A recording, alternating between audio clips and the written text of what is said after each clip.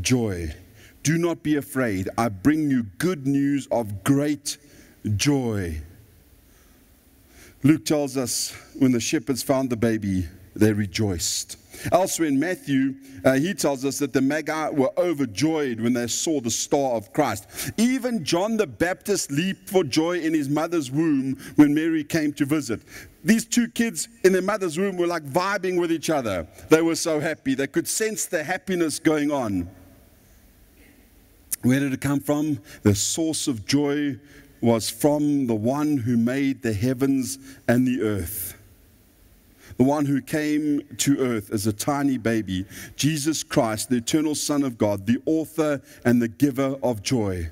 Later on during his ministry, Jesus said to his disciples, what did he say? He said, I have told you so that my joy may be in you and that your joy may be complete.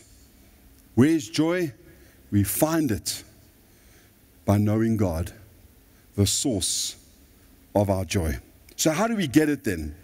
Well, C.S. Lewis, if you read any of his stuff, says that his search for God really began as a search for joy. There were moments in his life when he had experienced joy, and then he mentions some of them, some of the memories that he had, something similar to what you and I did this morning.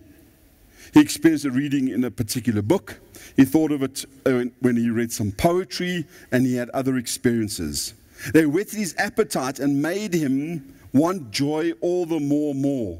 And Lewis's search for joy eventually led him to search for God, who he discovered as the source of joy.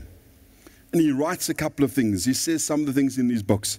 In a sense, the central story of my life is about nothing else but the desire to find joy, and in that I found God. I call it joy because that is what it is. Joy in my life has changed my life. I doubt whether anyone who has tasted it would ever, if both were in his power, to exchange it for all the pleasures in the world.